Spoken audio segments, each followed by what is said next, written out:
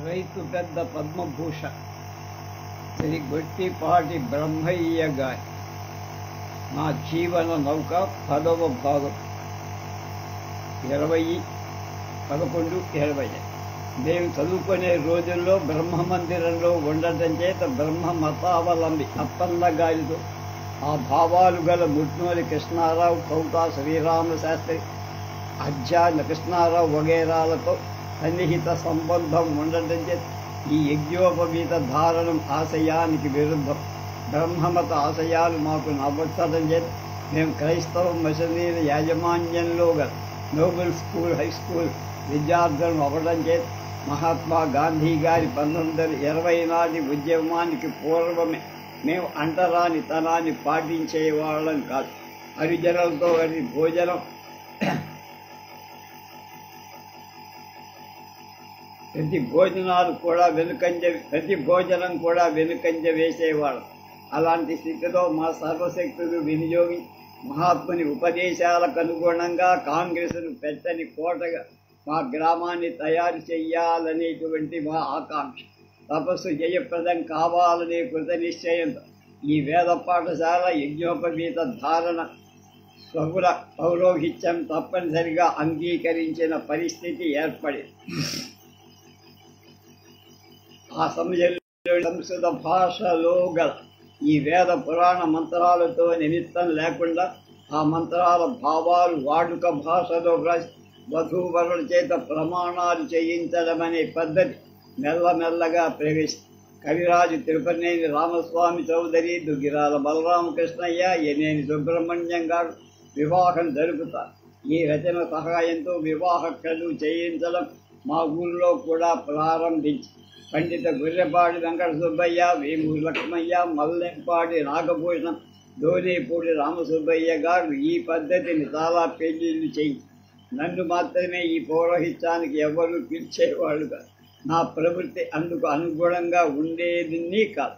కానీ ఆ సభలో మా ఊళ్ళో వడ్డమూడి సుబ్రహ్మణ్యం గారి కుమార్తె పునర్వివాహానికి నా పౌరోహిత్యం అయితేనే కానీ అంగీకరించం అనే కారణంతో దానికి పౌరోహిత్యం వహించారు. రాజకీయ రంగంలో ప్రసిద్ధుడైన పుత్తూరి మందరం గారికి పునర్వివాహమే, దానికి కూడా నేనే గుడివాడు పౌరోహిత్యం. ఈ 2 వివాహాలు స్వకుల పౌరోహిత్య కార్యక్రమంలో చేరక సంఘ సంస్కరణ కార్యక్రమం కిందకొచ్చి పునర్వివాహాలను వర్ణాంతర వివాహాలు నేను ప్రోత్సహిస్తూ ఉండేవాడు. ఈ పునర్వివాహాలు ఎక్కడైనా జరుగుతున్న అక్కడ నేను హాజరైన సందర్భాలు కవిరాజు తిరుపతినేని కలవడం, వారితో సంఘ సంస్కరణ గురించి మాట్లాడటం, వారు చదవగా వారి రచనలు విని ఆనందించడం చేసి వారు రాసిన భగవద్గీతలో బ్రహ్మనాయుడి శ్రీకృష్ణుని ప్రతిగా, బాలచంద్రుని అర్జునుడి ప్రతిగా చిత్రించి దానికి కొడాలిలో నాకు చదివి వినిపించారు. నాయకురాలి బొమ్మ ఎలా ఉన్నదో కూడా చెప్పమన్నారు. దేవుళ్ళు, దేవతలు, మతాలు, మూఢనమ్మకాలు అంతరింప చేయదు ఆయన తన జీవిత ధ్యేయం. 1906లో ఆయన జాతీయవాది లోకమాన్య గంగాధర్ తిలక్ శిష్య కోటిలోకి చెందారు.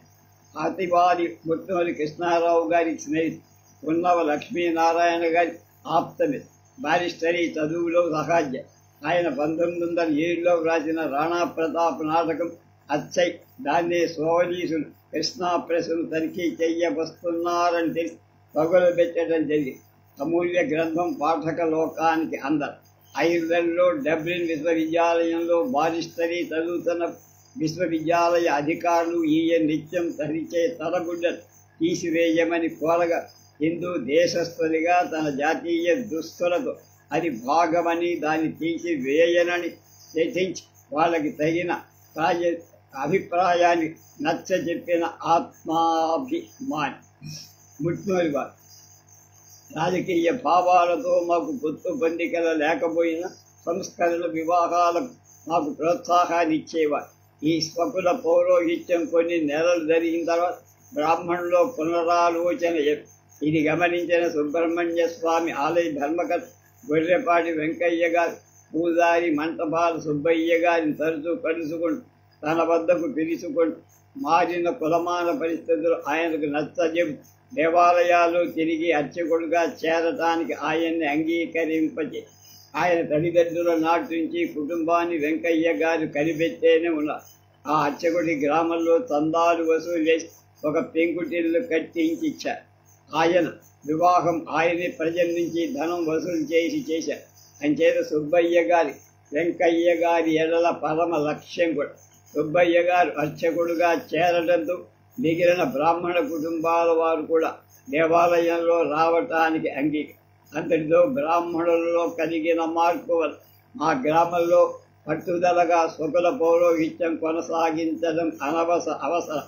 ఒక ప్రత్యేక వేద పాఠశాలను నడపవలసిన అవసరం కూడా తీరి అభిప్రాయ భేదాలు తగ్గి గ్రామాల్లో ఐకమత్య పరిస్థితులే ఈ స్థితికి తీసుకురావడానికి మాకు సహకారం చేసిన పాలకుడుకు శేషాచార్యులు, యలమంచిలి సీతారామయ్య ప్రభుత్వ ఈ వీరమల్లయ్య అయ్యన్న గాని వారి కుమారుణ్ణి గౌరవంగా పంపడం మా ఊరిలో హరిజనుల దేవాలయ ప్రవేశం చేశారనే తృప్తి ఆనందం పొందడం జరిగాయి. మా తాలూకాలో ప్రప్రథమ హరిజన దేవాలయ ప్రవేశం జరిగింది మా ఘంటసాల అవడం చే దానికి ప్రత్యేక ప్రాముఖ్యత కూడా కలిగింది.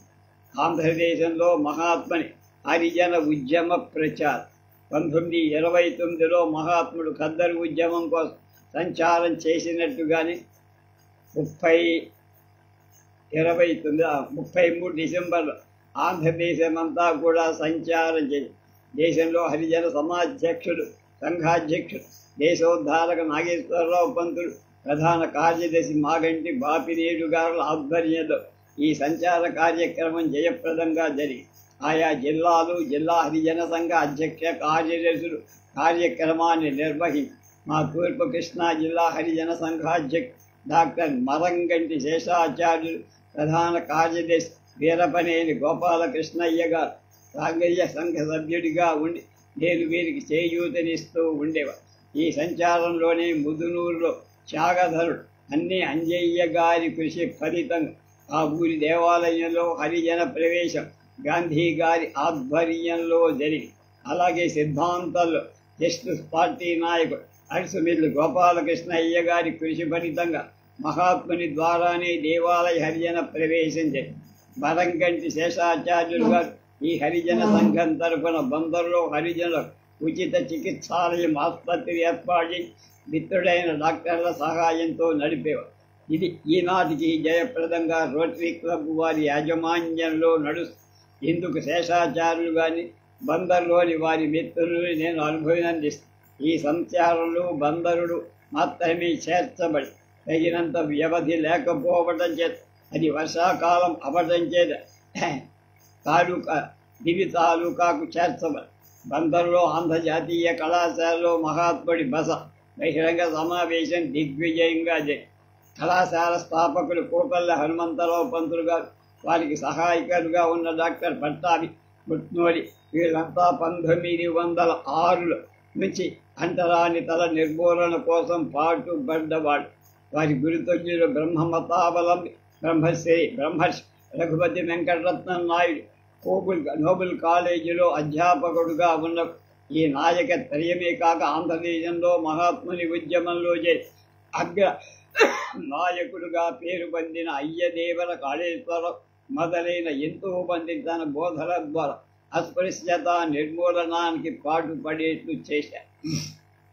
వారి ప్రబోధనలు ఈ ఉద్యమంలో ఎంతో సత్ఫలితాలు. ఈ వెంకటరత్న నాయుడు గారి ప్రియ శిష్యుడు వేమూరి రామకృష్ణారావు గారి చిన్నతమ్ముడు వేమూరి రామ్జీ గారు. బందర్లో రామ్జీ స్కూల్ ఒకటి ఉంది. వారి జీవితాంతం బ్రహ్మచారిగా ఉంటూ దీనబంధు అనే పత్రిక స్థాపించి హరిజన ఉద్యమానికి తన జీవితం ధారపోయింది.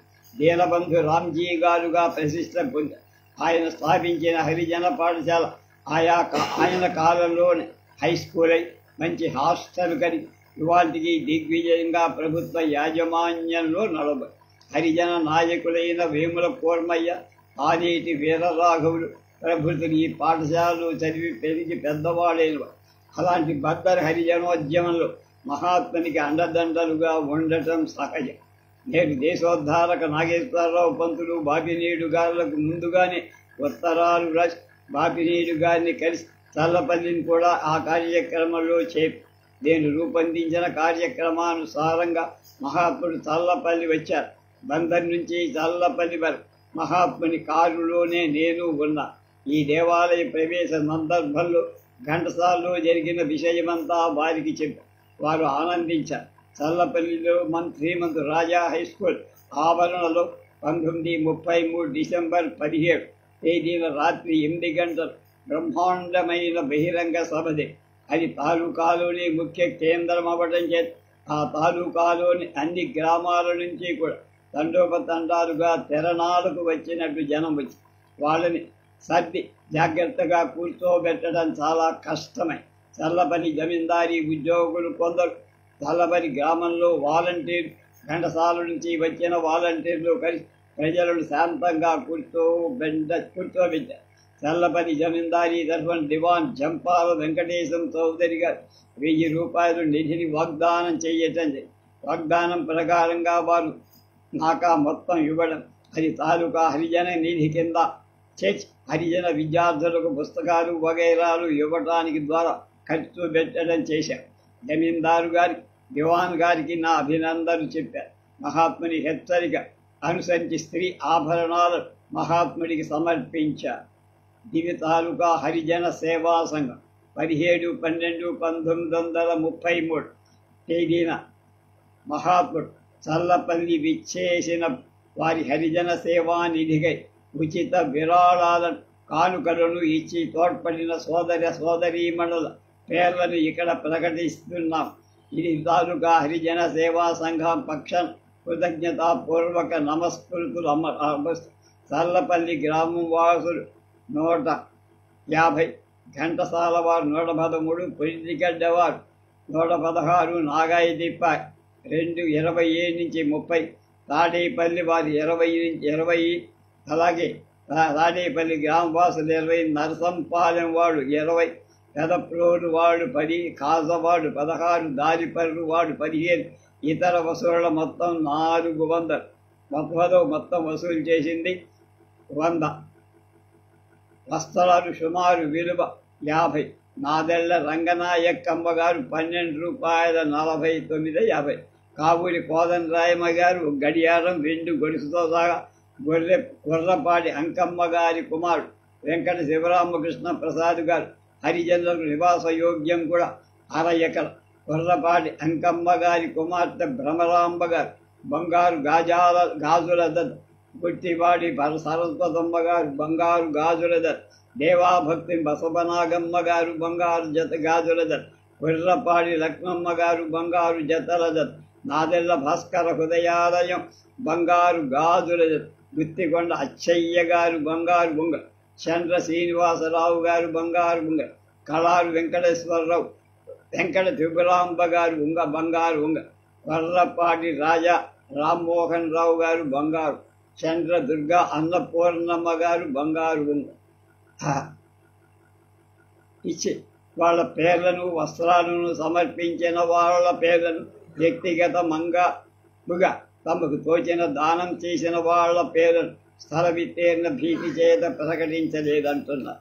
మహాత్ముని ఉపన్యాసం 20 నిమిషాలు జరిగి అందులో హరిజన ఉద్యమాన్ని గురించి ప్రజల హృదయాలు హత్తుకునేలా బోధించారు. ఘంటసాలలో హరిజనుల దేవాలయ ప్రవేశం జరిగింది. ఖద్దరు ప్రతివదనే ఎక్కడ పోగేసిన ధనాన్ని అక్కడ హరిజన ఉద్యమ వ్యాప్తికై మహాత్ముడు ఇచ్చి వెళ్ళారు.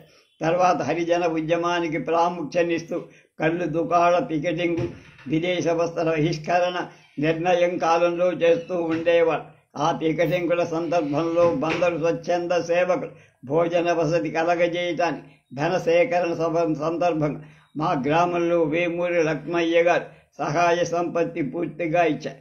స్వంత వ్యవసాయం 1929లో ఖద్దరు ప్రచార సందర్భంలో మహాత్ముడి కారులో నేనున్న నా వృత్తి గురించి తెలుసుకొని సొంత వ్యవసాయం చేస్తున్నావా, భూమి ఉన్న వాళ్ళకి సొంతంగా వ్యవసాయం చెయ్యకపోతే ఎలా అన్నా.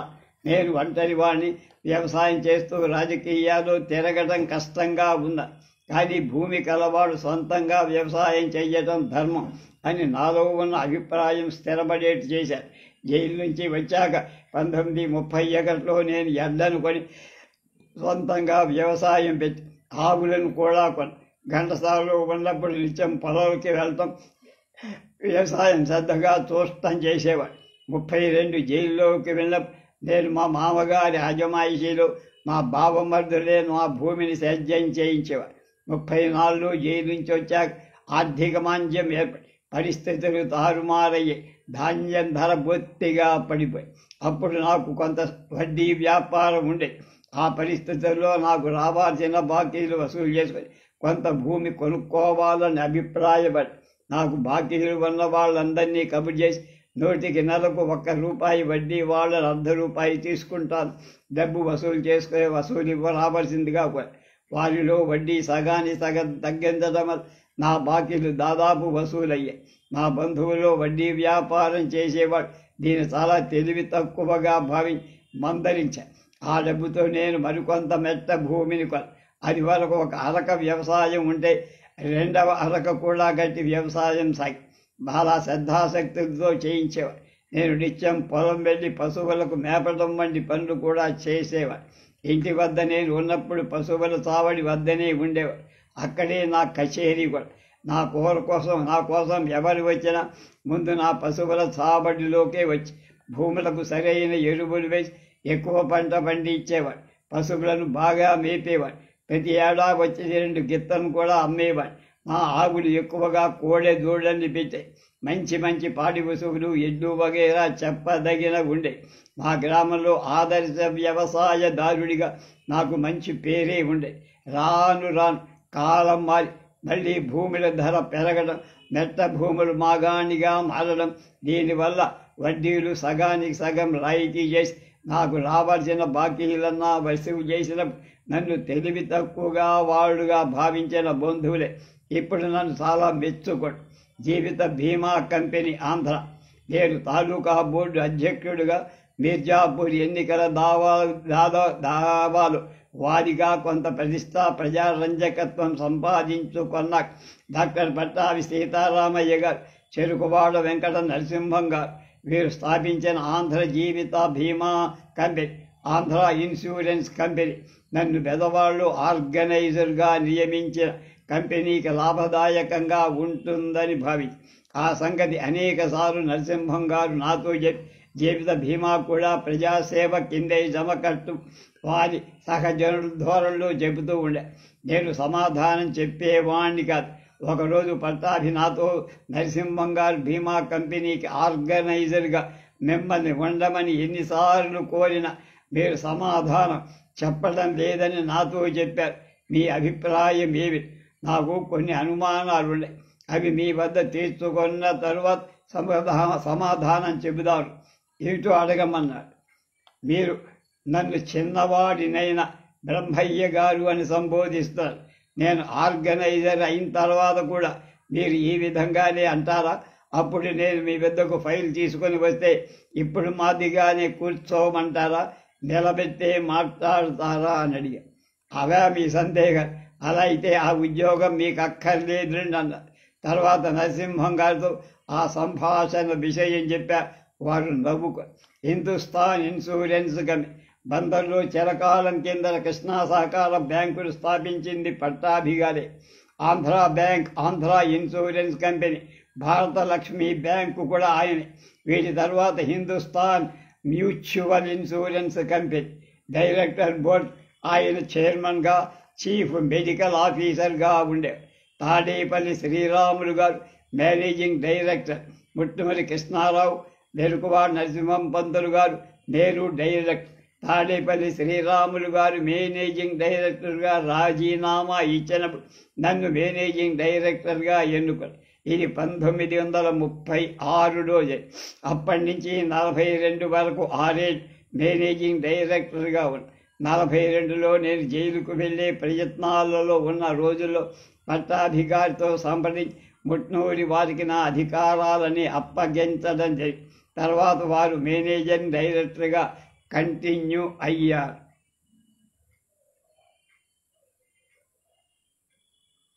తూర్పు కృష్ణా జిల్లా కాంగ్రెస్ కమిటీ కార్యకలాపాలు. 1936 సంవత్సరంలో ఆచార్య రంగ, మందేశ్వర శర్మ, వెంకట రామానాయుడు వగైరాలతో కలిసి రైతు ఉద్యమంలో పనిచేశా.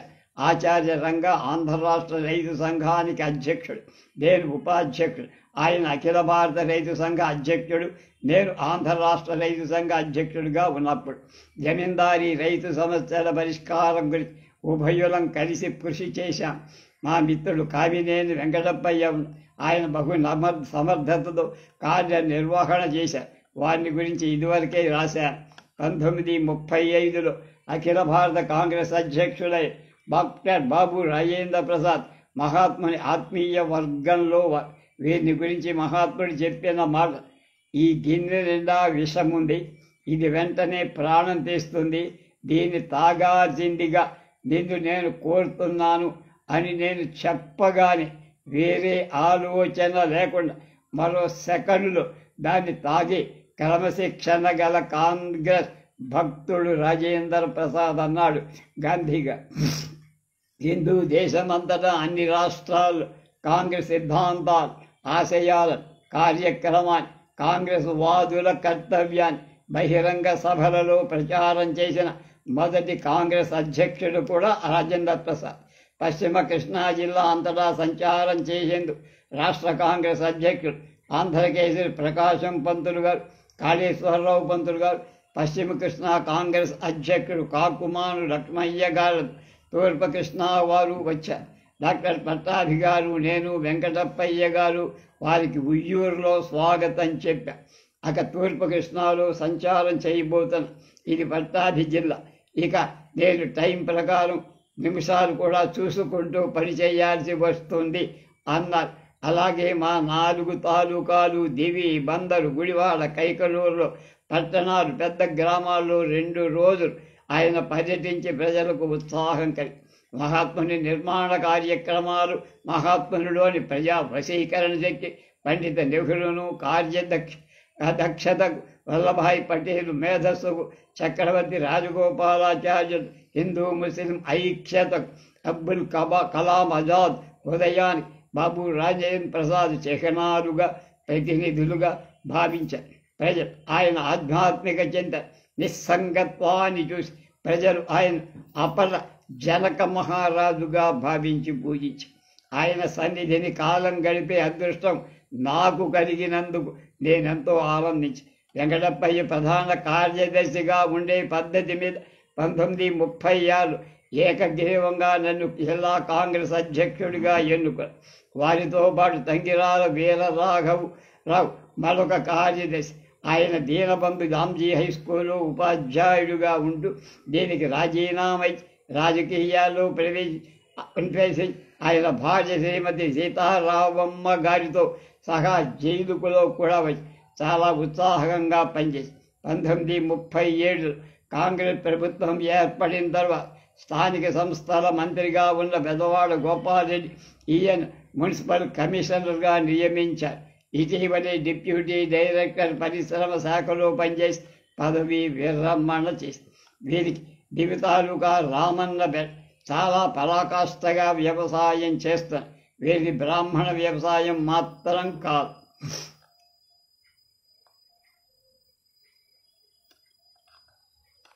నా మిత్రుడు ప్రభల హనుమంతరావు ఆఫీస్ కార్యదర్శిగా ఉండేవాడు. స్వగ్రామం దివి తాలూకా పెదకళ్ళేపల్లి చాలా ప్రసిద్ధి చెందిన క్షేత్రం. ఆంధ్రదేశంలో సంగీత విద్వాంసులకు ఆది గురువు సుసర్ల దక్షిణామూర్తి శాస్త్రి గారి జన్మస్థానం. ఆయన అనేక మంది విద్యాదానం చేసిన మహాపురుషుడు. వారి అన్న కుమారుడు సుసర్ల కృష్ణమూర్తి గారు మహాత్ముని స్వరాజ్య శంఖారావం మీద సంగీత కచేరీలు చేయటం మాని తన పీలేరును వదిలి మగ్గాన్ని పెట్టుకొని ఖద్దరు వస్త్రాలు నేయటం ప్రారంభించి సంగీత విద్వాంసుల కుటుంబాన్ని ఆయన చేనేత కుటుంబంగా మార్చారు. ఈ దక్షిణామూర్తి శాస్త్రి గారి కుమారుడు నాగేశ్వర శాస్త్రి గారు కూడా జైలుకు వచ్చిన వారు. సుప్రసిద్ధ పండితుడు, కవి, పురాతత్వ పరిశోధకుడు, ఆధ్యాత్మికవేత్త వేటూరి ప్రభాకర శాస్త్రి గారి జన్మస్థానం కూడా పెదకళ్ళే. మా హనుమంతరావు గారు చాలా చాకచక్యంగా దక్షతతో ఆఫీస్ కార్యక్రమాలు చేస్తూ కాంగ్రెస్ కార్యక్రమ నిర్వహణ ప్రచారాన్ని మాతో ఊళ్ళ వెంట తిరుగు ఎంతో ఉత్సాహంగా పనిచేసి చాలా శుద్ధ శ్రోత్రియ కుటుంబానికి చెందిన వారి బంధువుల విమర్శను కూడా లెక్క చేయకుండా హరిజనోద్యమంలో బాగా పనిచేసి ఈయన చిన్నతనంలోనే పరమ పదించడం చాలా దురదృష్టకరమైన విషయం. ఈయన నాకు చాలా ఆత్మీయుడుగా ఉండేవారు. 1936 కాంగ్రెస్ అధ్యక్షుడు పండిట్ జవహర్లాల్ నెహ్రూ, ఆయన కూడా రాజేంద్ర ప్రసాద్ పెట్టిన వరబడిన కాంగ్రెస్ అధీన సంస్థల పటిష్టతకు అన్ని రాష్ట్రాలు సంచారం చేసి ఆంధ్ర రాష్ట్రం అంతటా అధ్యక్షుడు శ్రీ ప్రకాశం పంతులు, ప్రధాన కార్యదర్శి బులుసు సాంబమూర్తి గారు, మహర్షి బులుసు సాంబమూర్తి అంటారు. నేను వారి విజయవాడ నుంచి గుడివాడ ఏర్పాటు చేసిన బహిరంగ సభ ప్రాంగణానికి కారులో తీసుకువచ్చి డాక్టర్ పట్టాభిరావు వారికి ముగ్గురికి స్వాగతం చెప్పి కుశల ప్రశ్నల అనంతరం సభ ప్రారంభించి తర్వాత కృష్ణా జిల్లాలోని ముఖ్య గ్రామాలు ఒకరోజు పర్యటన నెహ్రూ చేశారు. ప్రతి గ్రామంలో వేలాది ప్రజలు పండిట్ నెహ్రూని చూసి ఆయన సందేశం ఆనందించారు. 1936 సంవత్సరంలో ఢిల్లీ అసెంబ్లీ ఎన్నికలు వచ్చి శ్రీకాకుళం, విశాఖ జిల్లాలకు వరాహగిరి జోగయ్య పంతులు అంటే వివి గిరి తండ్రి అభ్యర్థిగా నిలిచి గెలుపొందారు. కృష్ణా జిల్లా, ఉభయ గోదావరి జిల్లాలు కలిపి ఒకే నియోజకవర్గం. దీనికి దేశోద్ధారక కాగేశ్వాసినాథ్ నాగేశ్వరరావు గారు కాంగ్రెస్ అభ్యర్థి, వేమూరి సుబ్రహ్మణ్యం గారు అవనిగడ్డ హిందువు తరఫున మహాసభ అభ్యర్థి. మేమందరం కష్టించి పనిచేశాం. సుబ్రహ్మణ్యం గారు ధరావత్తు కూడా కోల్పోయారు. రాయలసీమకు అనంతసేన అయ్యంగారు గెలిచారు. వీరిద్దరికీ మా కృష్ణా జిల్లా తరఫున సన్మాన సభ బందరు బుట్టయ్యపేట హాల్లో ఏర్పాటు చేయబడి బందరు పట్టణ కాంగ్రెస్ అధ్యక్షుడు పెనుమర్తి లక్ష్మీపతి శాస్త్రి, ఆంధ్రకేసరి పత్రికా సంపాదకులు ఆహ్వాన సంఘాచ్ వీరిద్దరూ సర్వస్వం దేశ సేవలో హారతి కర్పూరంగా అర్పించుకున్న త్యాగమూర్తి. ఈ సన్మాన సభకు నేనే అధ్యక్షుడు. పట్టాభి సీతారామయ్య గారు వగైరాలేక పూజ్యులు చల్లపిళ్ళ వెంకట శాస్త్రి గారు కూడా మాట్లాడారు. ఆ సంవత్సరం జిల్లా బోర్డు ఎన్నికలు కూడా జరిగాయి. అప్పుడు జస్టిస్ పార్టీ హయాంలో బొబ్బిల్ రాజా ముఖ్యమంత్రిగా ఉన్న తాలూకా బోర్డులను రద్దు చేసి ఒకే జిల్లా బోర్డును 2 జిల్లా బోర్డులుగా విభజించారు. 1937 రాబోయే శాసనసభ ఎన్నికలను దృష్టిలో పెట్టుకుని అన్ని జిల్లా బోర్డులను స్వాధీనపరుచుకోవడానికి ఆంధ్ర కాంగ్రెస్ సంఘం తీర్మానించి ప్రకాశం పంతులు గారు, సాంబమూర్తి గారు ఆ విధంగా చాలా బోర్డులను స్వాధీనం చేసుకున్నారు. అప్పుడే తూర్పుగోదావరి జిల్లాలో పల్లంరాజు, లడింపల్లి సుబ్బరాజు, పశ్చిమ గోదావరి జిల్లాలో దండు నారాయణరాజు, గుంటూరులో పాతూరి సుబ్బయ్య చౌదరి, ఒంగోలులో కాసు బ్రహ్మానందరెడ్డి, కర్నూలులో ఎన్ శంకర్రెడ్డి, చిత్తూరులో టిఎస్ రామకృష్ణారెడ్డి, అనంతపురంలో ఓబీ రెడ్డి, నెల్లూరులో కోదండరామిరెడ్డి అధ్యక్షుడు. కృష్ణా జిల్లాలో జస్టిస్ పార్టీకి చెందిన మిర్జాపూర్ రాజా బెదవాడ బోర్డు, సల్లపల్లి రాజా బందరు బోర్డు అధ్యక్షులయ్యారు.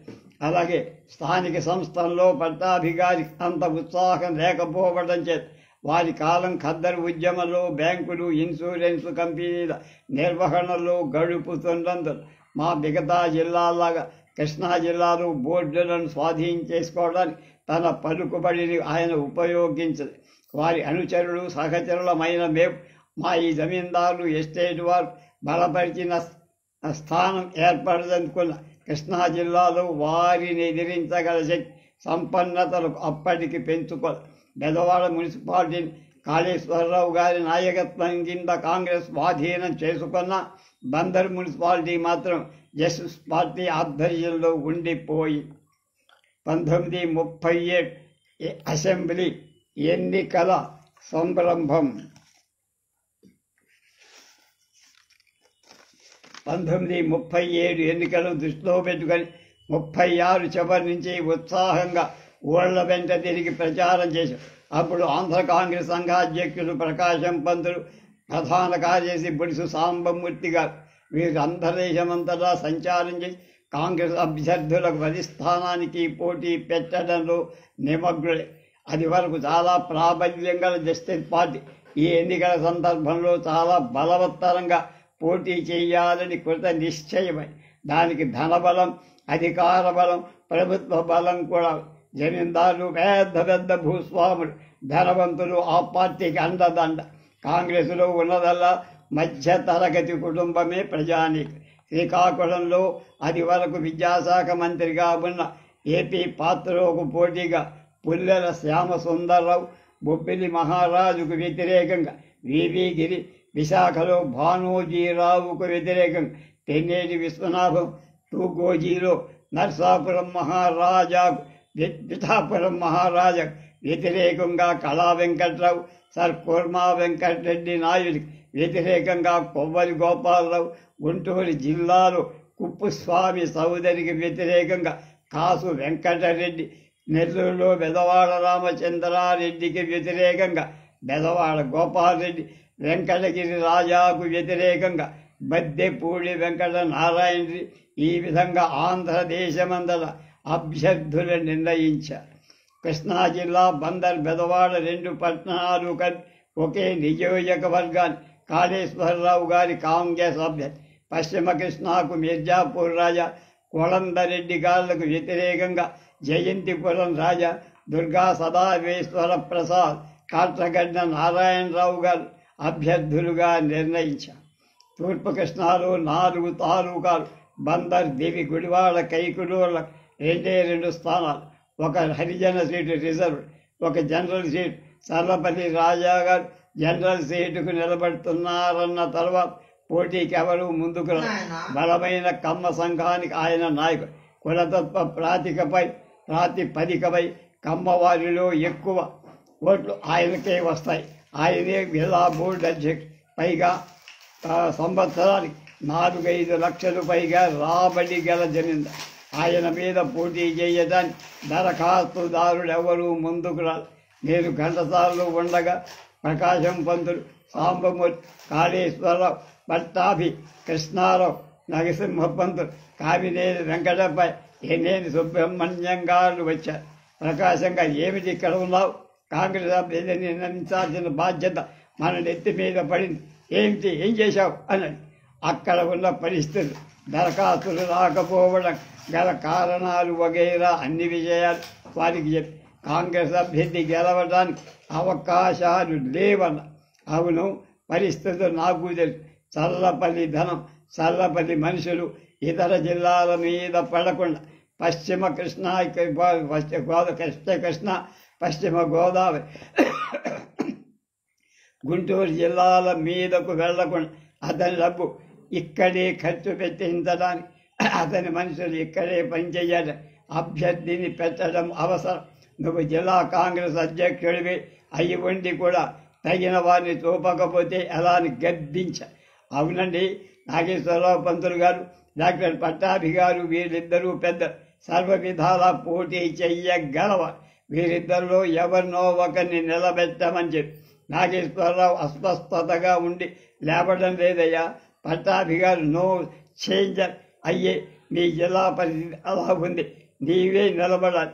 నిన్ను సైంధవుండి బలి ఇచ్చినట్టు బలి ఇవ్వటానికి వచ్చాను అన్నారు ప్రకాశం. బలి కావడాన్నే సిద్ధమే, కానీ డబ్బంటే సమస్య. నేను ధనవంతుణ్ణి కాదు, డబ్బు సంగతి పట్టాభి చూసుకుంటాను. అభ్యర్థిత్వానికి దరఖాస్తు ఫారం మీద సంతకం చేసిచ్చారు. నేను ఫారం మీద సంతకం చేసిచ్చా. డిపాజిట్ 100 రూపాయలు ఇవ్వబోతే అది కూడా ఎందుకు వద్దులే అన్నా. నన్ను జనరల్ సీటు వేముల కోర్మయ్య గారిని రిజర్వ్ సీటు అభ్యర్థిగా నిలబెట్టి అందుకు కావలసిన ధర సేకరణ పట్టాభి గారు, కృష్ణారావు గారు, కొల్లిపర సూరయ్య గారు చూసు. బందరు తాలూకా దివిసీమల్లో కొల్లిపర రమణయ్య నాడు అపహర్నిసరు కష్టపడి పట్టాభి గారు నేను ఒకే కారులో ఉన్న. మేము ఇద్దరం హెచ్చు భాగం కలిసే తిరిగి. కాంగ్రెస్ సభ్యులందరూ చాలా కష్టపడి పనిచేశారు. విద్యార్థులు, మోటారు డ్రైవర్, యజమానులు వగైరా సిబ్బంది అంతా ఉత్సాహంగా పని చేయటమే కాక డబ్బు కూడా వసూలు చేసి మంచి వాతావరణం వచ్చి ఊరూరా కాంగ్రెస్ శంఖారావం మారుమోగు. అఖిల భారత నాయకుల్లో శ్రీమతి సరోజిని నాయుడు ఆంధ్రదేశం అంతటా పర్యటించి ఈ శాసనసభ ఎన్నికల్లో కాంగ్రెస్ విజయానికి అహర్నిశలు వందలాది సభలు ఉపన్యసించి అప్పటికే ఆవిడ వయస్సు పెద్దదైన శ్రమ అనుకోకుండా స్థానిక కాంగ్రెస్ కార్యకర్తలు కార్య ఉత్సాహుని చేసి ప్రజా సంస్థ కాంగ్రెస్ ద్వారానే దేశానికి విముక్తి, ప్రజలకు అభ్యుదయం కలదని ఉద్ఘాటించారు. శ్రీ ఆ తల్లి తీసుకున్న శ్రమకు అందరం ముగ్ధులమై మాతృమూర్తి అయిన ఆమె అందరం ప్రణతులర్పించుకున్నాం. డాక్టర్ పట్టాభి, డాక్టర్ రంగా, ఉపన్యాస కేసరి, చెరుకువాడ నరసింహం బంధు, బౌద్ధ వాంగ్మయ బ్రహ్మదుగ్గిరాల బలరామకృష్ణయ్య, ఏనేని సుబ్రహ్మణ్యం, అల్లూరి సత్యనారాయణరాజు ఉపన్యాసాల చేత ప్రజలను ఉర్రూతలోకి కాంగ్రెస్ సందేశాన్ని కార్యక్రమాలను బోధి విప్లవ కవి శెట్టిపల్లి తన కంతు కంఠంతో గేయాలు గానం చేస్తూ అఖండ ప్రచారం చేశారు. కరపత్రాలతో వాల్ పోస్టర్లతో జిల్లా అంతటా సంచలనం కలిగి ఈ కరపత్రాలు వాల్ పోస్టర్లు కావలసినవన్నీ నాగేశ్వరరావు పంతులు గారి ఆంధ్రపత్రిక ఆఫీసు నుంచి పంపేవారు. వారి భూరి విరాళం కూడా ఇచ్చారు. గుడివాడ, కైకలూరు, బందరు తాలూకా గ్రామాల దివిసీమ పెట్టెలలో కాంగ్రెస్ అభ్యర్థులకు ఎక్కువగా వచ్చి ఆయన జమీందారు ఉన్న ఎస్టేట్ ప్రజలు ఓటు ఆయనకు విపరీతంగా. అప్పుడు క్యుములేటివ్ పద్ధతిలో ఓడి 2 ఓట్లు ఒకే అభ్యర్థికి వేయవచ్చు. చల్లపల్లి రాజా గారి 60,963 ఓట్లు, నాకు 52,186, కోర్మయ్య గారికి 10,500, ఈ బుచ్చిదాసు గారికి 440. చల్లపల్లి రాజా గారి అభ్యర్థి సుండ్రు వెంకయ్య గారికి 210. వీళ్ళందరికీ ధరాబత్తు పోయాయి. నా తోటి అభ్యర్థి కోర్మయ్య గారి గెలిపించుకొని నేను ఓడటం, తన తోడి అభ్యర్థిని ఓడించుకొని రాజాగారు గెలవటం. ఈ ఎన్నికలను గురించి కృష్ణాపత్రికలో వ్రాయబడిన ప్రధాన వ్యాసం 27/2/37 ఈ కింద పొందుపరుస్తుంది. చల్లపల్లి విజయం. ఫిబ్రవరి 21వ తేదీ మాఘ పూర్ణిమ. ఆ పర్వదినంలో సముద్రుడు ఉప్పొంగాడు.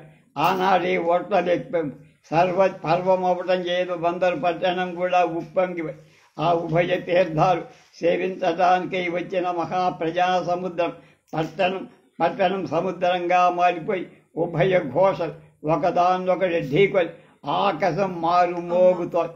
ఆ అపూర్వ పర్వ సమ్మేళనం మహోదయం అర్ధోదయంగా మారిపోయినట్టు. పల్లెల్లో సంవత్సరం పొడవునా చేసిన కృషి ఫలితాలు మార్చుకొని తమ గృహాలకు నింపుకున్నటువంటి ఆ ప్రజ మళ్ళా ఈ 4 రోజులు చేసిన అపూర్వ కృషి ఫలితాలు నూర్చుకోవటానికి పట్టణాలపై వచ్చి ప్రాణప్రదమైన ధాన్యరాశులను కన్నారగాంచి ఆనందించిన ఆ కర్షక లోకం ఎలక్షన్ పత్రాల్లో తాము చేసిన ఓట్ల పూజా ఫలశ్రుతిని చెవులారా విని ఆనందించడానికి తహతహపడుతుంది. విశ్వాసంతో నిండిన చూపు, ఆవేదనతో కూడిన నడక, ఉత్కంఠతో నిండిన హృదయాలు ఆ ప్రజలను నిలచిన చోట నిలవని సంభ్రమ వివశంకావి రస్తాలను, కాఫీ హోటల్, వీధి అరుగులను, ఆఫీసులు, సత్రాలను నింపేసి కలెక్టర్ ఆఫీస్ త్రోవ పొడుగుల ప్రజలు క్షణక్షణం మోటార్లు అక్కడికి వార్తలు వాయువేగంలో తీసుకొచ్చి ప్రజలపై విసిరిపోతూ ఉండే. ఆ ప్రజల ప్రాణాలని కలెక్టర్ ఆఫీసులోనే ఉన్నాయి.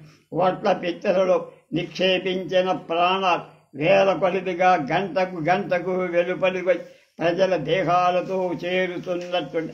కలెక్టర్ ఆఫీస్ సూతికాగారమైపోయింది, అంటే ప్రసూతి. అక్కడి నుంచి తమ ముక్తి ప్రసర వార్త ఎప్పుడు వస్తుందా అని, ఎప్పుడు వచ్చునా అని అందరూ కూడా ఎదురు ప్రాణాలిచ్చి తమ చెవుల్లో చేర్చుకొని పుత్రోదయ శుభవార్తను ప్రతీక్షించుకున్న కొత్త తండ్రుల్లాగా అయిపోయాయి. ఆనాడు చిన్న రాష్ట్రమందల ప్రతి పట్టణం ఇంచుమించు ఇలాంటి ఉత్సాహంతో ఉంది. కానీ తక్కిన రాజధాని అంతా ఒక ఎత్తు, తూర్పు కృష్ణా మండలం ఒక ఎత్తుగా నెరవేర్చవలసింది. ఆంధ్రభూమి అందరి ప్రతి మండలం పోరాడు. జమీందారుతోనైనా మాట నిజమైన. ఇక్కడ చల్లపల్లి రాజా గారితో ప్రజలకు ప్రవర్తిల్లిన పోరాటం మాత్రం అలాంటిది.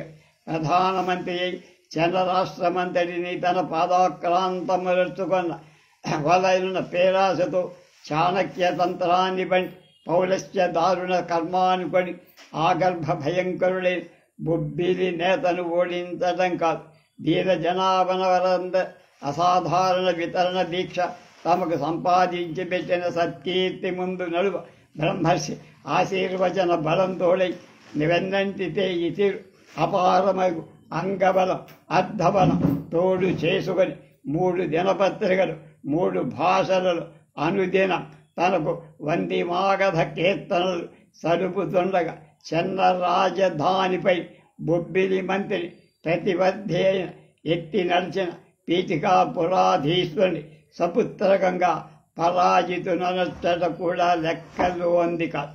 జస్టిస్ పార్టీ విఫలతకు మూలకందమైన వెంకటగిరిని కూడా ముట్టడించి యాచభూష కుమారద్వయం ఓర్వవచ్చు. ఇంతకాలం కౌన్సిల్ అధ్యక్షుడుగా ఉండి సౌమ్యుడు సహృదయుడు సౌజన్యనిధి అభినవ సంపన్నుడైన రామచంద్రారెడ్డిని జయించట కూడా లెక్కలోదిగా. ఇక ఆసులోని కండెల అటు ఇటు తిరుగు ఆస్థాన వేషం అకాండ తాండవం ప్రదర్శించు భగ్నాసు పరశురామ పాత్రోను జయించడం గురించి వేరుగా చెప్పక్కర. ఈ జస్టిస్ మహారథులు ఒక్కొక్కరే ఓడుతున్న వార్తలు పుంఖానుపుంఖంగా శ్రవణ పేయాలై అనుక్షణం వచ్చి చేరుతున్నవే కానీ సల్లపల్లి వార్త చెవుల బడేవరు. ఆ విజయ వార్తలు మండల మనస్సులకు ఎక్కనే లేదు. నిశ్చయమని ముందే నుండి వేసుకొని కూర్చున్నాం. కానీ కాళేశ్వరరావు విజయవార్త మా చెవుల దూరనే లేదు. నారాయణ స్వామి నాయుడు విజయవార్త, రామకోటయ్య అపజయ వార్త గాని మమ్మంత కలవరపెట్ట. మా బ్రహ్మయ్య గెలిచనన్న మంగళవార్తయే మా మండలానికి అమృత సేచనమై ప్రసాద భూపతి పరాజయం సాధించి తూర్పు కృష్ణా పావనమౌదని ఉవ్విళ్ళుడే. కానీ ఆశాభంగులమై మేమే కాదు అశేష జనం, ముఖ్యంగా నారీలు మా ఓడిన జస్టిస్ అధికులందరికంటే చల్లపల్లి జమీందారి ఆశయమేమని ప్రశ్నించవచ్చు. నిజమే, చల్లపల్లి జమీందారు పిఠాపురేశుడి కంటే పరోపకార పారీణుడు కాడు. మీ వీరబొబ్బులి ప్రభువు కంటే రాజనీత చతురుడు కాడు. వెంకటగిరి కంటే భీభత్సుడు కాదు. అయినా వారెల్లరూ కాంగ్రెస్ రుణ జంఝా మారుతాని ముందు దూది పింజల్లాగా ఎగిరిపోతుంటే ఈ చల్లపల్లి విజయం సిద్ధించడంలో విశేషంగా ఈ దృశ్యాన్ని చూసే జిల్లా అంతా నివ్వెరపోయి. ఇందుగల విశేషం ఏమిటంటారా వినండి. ఆ రోజు అందరూ వెలమ ప్రభులు. వారి వెనక స్వసంఘం అనేది లేదు. రైతులు, ఇతర కులం వాడు రైతు క్షేమం నిర్ధారించడం అంతటి కులాభిమానం వారిని అంధులుగా చెయ్య. బొబ్బిలి మంత్రిని పరాజితులుగా చేసిందెవరు? గిరి బ్రాహ్మణుడు. కార్మిక నాయకుడు పీఠికాపురాధీశుని పీఠీ మన్ను చేసిందెవరు? పల్లం రాజు తెలగ రైతుది. వెంకటగిరి కుమారరాజన్ వేటాడి పట్టిందెవరు? నారాయణ రెడ్డి యువకుడు. అక్కడ చల్లపల్లిని పల్టీలు కొట్టించడానికి నిలబడిందెవరు? బ్రహ్మయ్య చౌదరి. కమ్మ సంసారి స్వసంఘీయుడు. కానీ చల్లపల్లి వీడి చేత చెక్కల. బ్రహ్మయ్య ఓటమి పొందినవాడు. ఎంతటి గుణపాఠం! దిశలు కాంగ్రెస్ విజయ ఘోషతో పిక్కటిల్లుతుండగా తోటి జిల్లాలన్నీ కాంగ్రెస్కే పట్టం కట్టి ఊరేగుతుండగా చల్లపల్లి కాంగ్రెస్నే దెబ్బ కొట్టడం కాలే. ఇక్కడ కాంగ్రెస్ ప్రచారం తగినంతగా జరగలేదా? జరకే అత్యాశ్చర్యంగా దివి, బందర్, గుడివాడ, కైగలూరు తాలూకాలు గడిచిన 6 వారాలు కాంగ్రెస్ ప్రచారంతో హోరెత్తిపోయి. ఎన్ని సభలు, ఎన్ని ఉపన్యాసాలు, ఎన్ని కరపత్రాలు, ఎన్ని వాలంటీరు దళాలు గ్రామాల్లో కదిలించినాయి. ఎప్పుడు కాంగ్రెస్ సందేశం స్వరబడని పల్లెల్లో కూడా ప్రబోధం జరిగి ఒక్క కులమే సకల సంఘాలు కాంగ్రెస్ ఆవేశాన్ని చెక్కించుకొని ఆ ఎన్నికల రోజున ప్రతి పోలింగ్ స్టేషన్లో ప్రత్యక్షమైన దృశ్యాలే చాలు కాంగ్రెస్ ప్రభావం ఎట్టిదో చెప్పాలని చెప్పాయి. ఏ వైపు విన్నా రైతు గీతాలే ప్రతిధ్వని. స్త్రీలు సైతం బిడ్డలను సంకలో పెట్టుకొని పసుపు పెట్టు పూజించడానికి పేరంటాళ్ళలా ఒక గ్రామంలో ఒక కమ్మబడి కుమార్తెను వెంట పెట్టుకొని పోలింగ్ స్టేషన్కు వస్తుంది. ఆ పక్క నుంచి మరి 3-4 స్త్రీలు కూడా వచ్చి వీళ్ళని కలిశారు. ఇంకా వీరెవరమ్మా అని ఆ 4 ఏళ్ల పిల్ల ప్రశ్నించారు. వాళ్ళు మనవారేలే. ఆ తల్లి జవాబు. కానీ ఆ పిల్ల నా ప్రత్యుక్తి సంతృప్తిగా లేదు. అమ్మా, వాడు కాంగ్రెస్ వాళ్ళేనా? వాడు మన వాళ్ళు పచ్చపెట్లు అని ఓటేస్తారా అని తిరిగి ఎదురుగా ఆ చిన్న బాలికలు ఆ వేదన కలిగించేంద ఆ పలుకులు విన్నప్పుడు ఎవరి హృదయం జలధరింపకుండా వారి లోకమంతా కాంగ్రెస్ భావభరితమైన అంది అంతలో నిశ్చయం. పురుషులు కులతత్వాలు, స్వప్రయోజనాలు, కర్తవ్యం మూఢులుగా చేయుతుండిన నారీమణుల కోమల హృదయాలు దేశభక్తి సంభరితాలై చదువు పసుపు పెట్టాలనే ఆశ ఇవి కావు. జనుల్లో కలిగిన ప్రబోధం వందించ అరవిగా. ఒక మారటు చెన్నాపురం పోయి చూడండి, ఇటు కలిదిండి వెళ్ళి చూడండి. స్త్రీ పురుషుల్లో కాంగ్రెస్ ఆ ప్రబోధం ఎంత కలిగించిందో తెలుసు. ఆ జనం కాంగ్రెస్ అలాంటి అపజయం కలగటానికి కారణం. దీనికి సమాధానం చెప్పవలసి కాంగ్రెస్ వారు కాదు, రాజా. వారి ఆశ్రయులు కొంత ఆత్మపరిశీలన చేసుకొని సమాధానంతో వాళ్ళకే కలుసు. ఒక కారణం సాంఘిక, రెండవ కారణం ఆర్థిక. సాంఘికమేమంటారా? చల్లపల్లి వారు కమ్మ సంఘమే ఆ తాలూకాలో చాలా బలం. చల్లపల్లి పడిపోయిన కమ్మ వంశానికే హాతి కలుగుతుందని దుష్ట ప్రచారం. కమ్మ రైతు గిడ్డడైన బ్రహ్మయ్య విజయం సంఘానికి అపకారమై చల్లపల్లి జమీందారుని ఓడించడం స్వవంశీయుల గౌరవ భంగమని తలచుట ఉంటని అవివేకులని ఎవరందరూ. అయినా కొందరు అలాంటి అవివేకాల్లోనే పడిన మాట నిజం. కానీ నిజంగా వారి సంఖ్య బహుస్వరం. అయినా రాజాగారి గెలుపు ఎలా జరిగి? వాస్తవానికి గెలుపెక్కడా? కాంగ్రెస్ అభ్యర్థి అయిన బ్రహ్మయ్య, కూర్మయ్య ఓట్లను కలిపి చూస్తే జస్టిస్ అభ్యర్థుల ఓట్లు ఎక్కువేం కావు. అధిక సంఖ్యాకులైన కమ్మ సంఘీయులైన రాజాగారికి విజయం పెట్టారా? లేదు.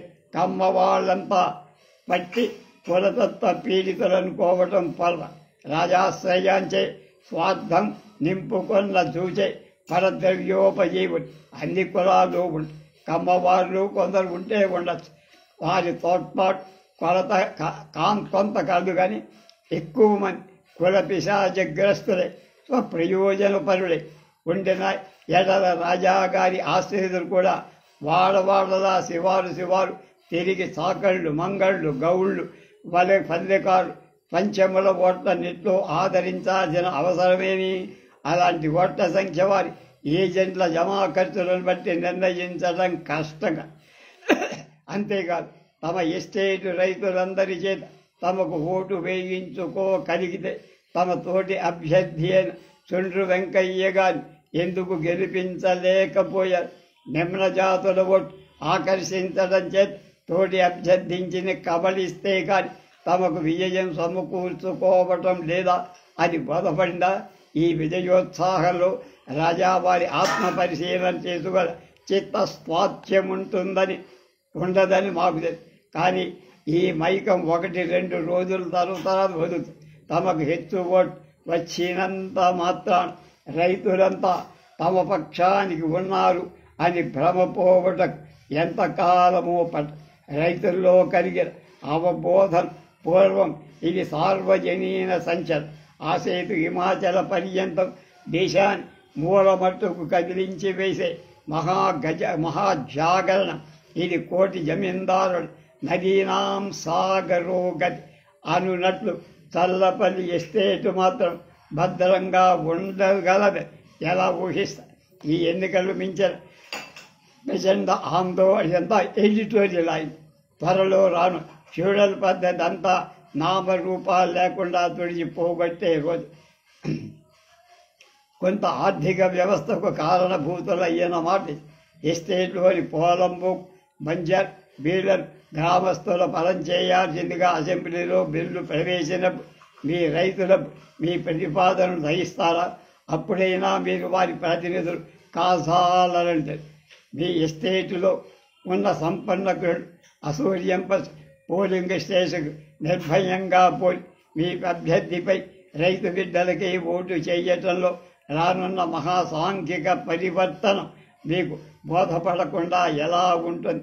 అందుకనే విజయం ఎప్పటి మీకెప్పుడు దాపరించి మీరు అసెంబ్లీకి పోయినప్పుడు కానీ దీని విపర్యం మీకు సరిగా హృద్గతం కాదు. ఈ శాసనసభలో మీ కులగురు బొబ్బిలి కానరాడు జస్టిస్ పార్టీ ఇక తలలేని ముండెం. మీరు పక్క జిల్లాలో నిలబెట్టిన అభ్యర్థులు కూడా ఓడాక జస్టిస్ ఇక శరమే కాదు పక్షాలు కూడా లేని మొండి. ఎప్పుడో బొబ్బిలి పైన పడిపోయాడు. అప్పుడు మీకు ఆశ్చర్యం పోయి మీ మిత్రుడు ఎప్పుడు గెలవలేకపోయారు. మీ రెక్కలు లేని పక్షులే. రేపు రాజ్యసభలో మంత్రి పీఠం నుండి రైతు గీతాలు ప్రతిధ్వనించితే మీ హృదయాలు ఎలా తల్లడిల్లుతో ఎవరు చెప్పగలరు? అప్పుడు మీ ఏజెంట్, మీ ఆశ్రితులు మీ బెదురు దెబ్బ తీర్పగా ఆ రాజ్యసభకు పోయి ఆ గాంధీ టోపీలంటూ బెదరిపోవుట కంటే చల్లపల్లి కోటలు నెమ్మదిగా కాలం గడపడం సుఖమని త్వరలోనే తెలుసుకొని 1937 తూర్పు కృష్ణా జిల్లా రాజకీయ సభకు గుడివాడ తాలూకా పామరులు వరహగిరి వెంకటగిరి అధ్యక్షతన జయప్రదంగా జరుపుకున్న 37లో జనగిరి మద్రాసు శాసనసభ ఎన్నికలు ముఖ్యమంత్రిగా ఉన్న బొబ్బిలి రాజాను ఓడించిన కాంగ్రెస్ అభ్యర్థి గిరిగారు. ఐర్లాండ్లో బారిస్టర్గా విద్యార్థిగా ఉన్నప్పుడే ఐర్లాండ్ స్వాతంత్రానికై దివేలల ఆధ్వర్యాన జరిగిన ఉద్యమం వల్ల ప్రభావితుడై ఆయన పరిచయంతో పాటు ఆశీర్వచనాలు పొంది భారతీయం వచ్చి భారత మహాత్ముని స్వాతంత్ర శంఖారావం న్యాయవాద వృత్తికి స్వస్తి చెప్పి బలంపూర్ జైల్లో ప్రవేశించిన సత్యా వివిధ కార్యకలాపాలు కార్మికుల కష్ట నివారణ, అందులో రైతు కార్మికుల తను అంకితం చేసుకోబడ్డ మహాత్ముడి కార్మిక సమస్యలు గురించే పరిష్కార మార్గాలు గిరిగారి సలహాతో అమలుపరిచింది. అప్పుడు కాంగ్రెస్ వారు తర్వాత ఆ ప్రయత్నాల్లో ముందుకు వేయటం జరిగింది. కానీ వాటి పరిణామాలు వారు గుర్తించలేదు. రేపు ఖద్దరుపై గాలి దుమారం